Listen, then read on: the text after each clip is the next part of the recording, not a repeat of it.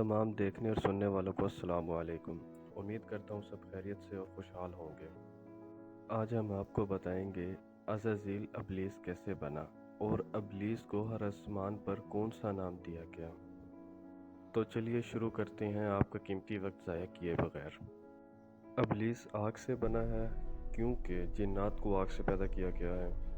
कौम जिन में सबसे पहले तारा नूस जिन नामी जिन को पैदा किया गया।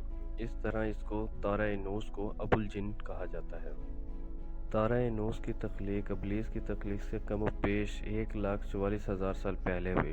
अल्लाह पाक ने इन्हें शरीयत और अहकामात से नवाजा।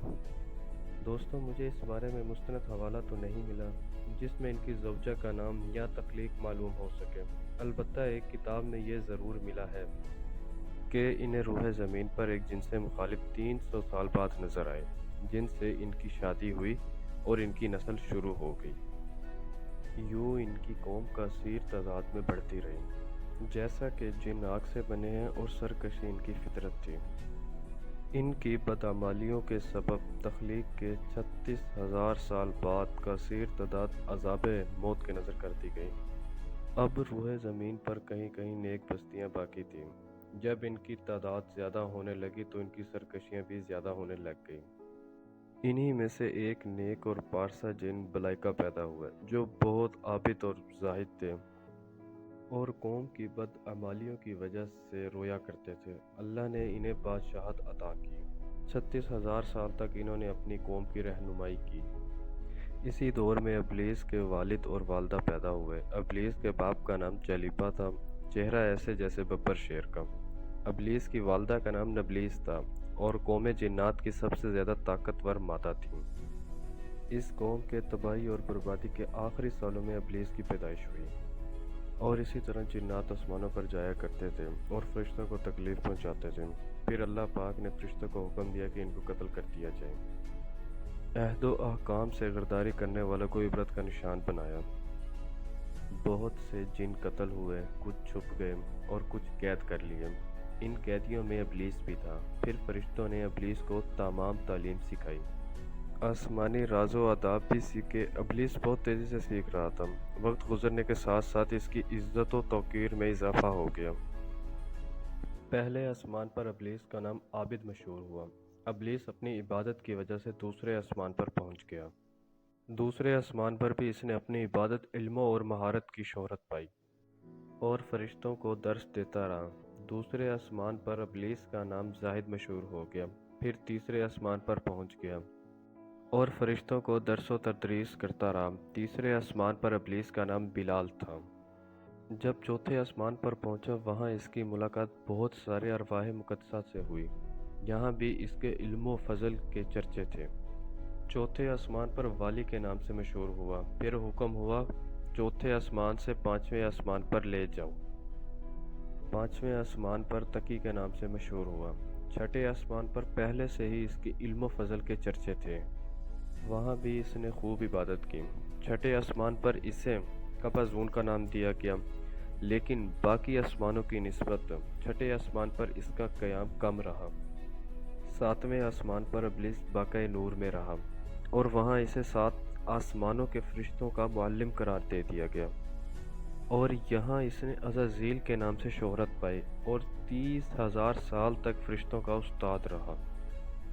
इसके बाद इसको हुक्म हुआ कि रिजवान, जो कि जन्नत का दरोगा था, इससे मामनत करो और अहले जन्नत को अपने इल्म फजल से रोशन करो। इसी दौरान इब्लीस के मन में अपने कौम के सरबराही बनने और इन्हें राह रास्त पर लाने की ख्वाहिश पैदा हुई। इब्लीस ने अल्लाह से दुआ की, इतनी ताकत और रहमत दे कि मैं ज़मीन पर हर ज़र्रे ज़र्रे को तेरा फरमाबरदार बना सकूं, और अल्लाह पाक ने इब्लीस की दुआ कबूल फरमा ली। इसी दौरान इब्लीस ने फरिश्तों को हुक्म दिया, ज़मीन पर जाओ और बद किरदारों को मार दो, जिससे रूह ज़मीन पर बुराई का खात्मा हो गया।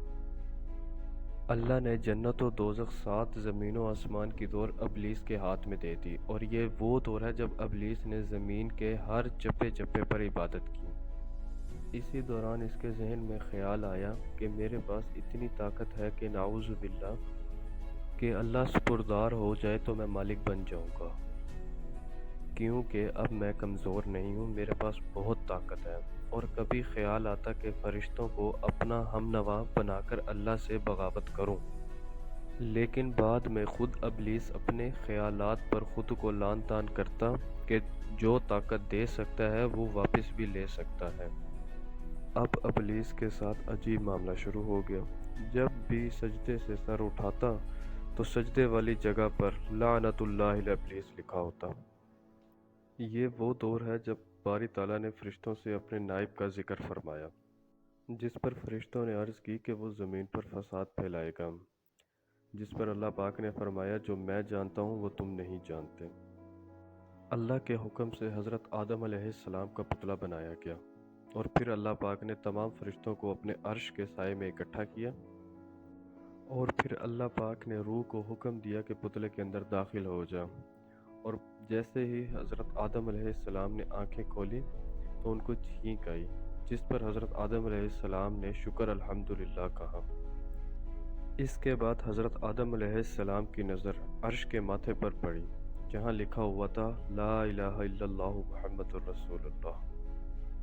عرش کے ماتھے پر کلمہ طیبہ پڑھ کر حضرت آدم علیہ السلام نے اللہ کی بارگاہ میں سوال کیا کہ اے میرے مالک، یہ کون خوش نصیب ہے جس کا نام آپ کے ساتھ جڑا ہوا ہے؟ جس پر اللہ پاک نے جواب دیا، یہ آخری نبی حضرت محمد صلی اللہ علیہ وسلم ہیں جو تمہاری اولاد میں سے ہوں گے۔ اس کے بعد وہ وقت شروع ہوا جو عبادت و پرہیزگار متقی عزازیل کو ابلیس بنا دیا، اور جب اللہ نے حکم دیا فرشتوں کو کہ آدم کو سجدہ کرو تو سب سجدے میں گر پڑے، مگر شیطان نے سجدہ نہ کیا اور تکبر کیا اور کافروں میں سے ہو گیا۔ ابلیس کھڑا رہا اور سجدہ نہ کیا، جس پر بارگاہ الہی سے سوال ہوا کہ اے ابلیس، سجدہ کیوں نہیں کیا؟ تو ابلیس نے کہا آدم مٹی سے بنا ہے اور میں آگ سے، لہٰذا میں آدم سے افضل ہوں، جس پر اللہ پاک نے اس کے گلے میں لعنت کا توق ڈال دیا، جس پر اللہ نے قیامت تک کے لیے ابلیس کو ذلت اور رسوائی دے دی۔ اور اللہ سے دعا ہے کہ میری اس ویڈیو میں کوئی جانے انجانے میں غلطی ہوئی ہو تو یا اللہ مجھے معاف فرما اور میرے علم میں اضافہ فرما۔ اسی دعا کے ساتھ ویڈیو کا اختتام ہوتا ہے۔ اگر آپ کو ہماری ویڈیو پسند آئی ہو تو ہماری ویڈیو کو لائک کریں اور ہماری حوصلہ افزائی کریں۔ اللہ نگہبان۔